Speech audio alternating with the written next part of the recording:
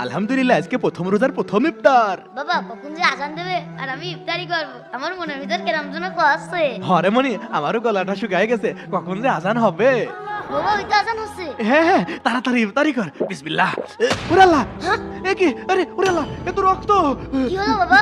এ তো দেখছি রক্ত। হ্যাঁ, সত্যি তো, এটা তো রক্ত। রক্ত আসলো কোত্থেকে? এইসব আমার সাথে কি হচ্ছে? ওরে আল্লাহ, এখানে তো দেখছি রক্ত। এইসব আমার সাথে কি হচ্ছে? আমার প্রথম রোজা আল্লাহ তাআলা কি কোনো কারণে কবুল করছেন না নাকি? বাবা হয়তো বা এর উত্তর ইমাম সাহেবই দিতে পারবে। তুমি ঠিক বলেছো, চলো আমরা ইমাম সাহেবের কাছে যাই।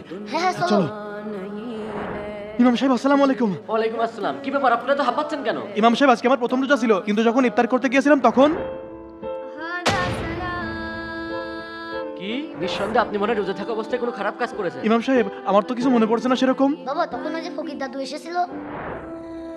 ভিক্ষা চাইতে আসার সময় আর পান না, এনেন 5 টাকা ধরেন। ইফতারি 2 মিনিট আগে এসে ভিক্ষা ও চাইতে। বাবা দাঁড়াও, আবার কি হলো? আমি একজন মুসাফির, ইফতারির সময় হয়ে গেল, তুমি আমার একটু ইফতারির ব্যবস্থা করে দিবা? এখনই আজান হবে, আপনার জন্য এখন ইফতার রেডি করতে গেলে আমার হাতে সময় থাকবে? যান যান, ওইদিক দিয়ে ইফতারি করে নেন। আচ্ছা বাবা, রাগ করো না। অসহ্য।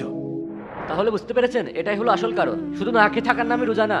আল্লাহ রাসূল বলেছেন, তোমরা যদি রোজা থাকা অবস্থায় খারাপ কাজ না ছাড়তে পারো, গুনাহ না ছাড়তে পারো, তাহলে তোমাদের না খেয়ে থাকার কোনো প্রয়োজন নেই। তোমাদের এই রোজা কখনোই কবুল হবে না।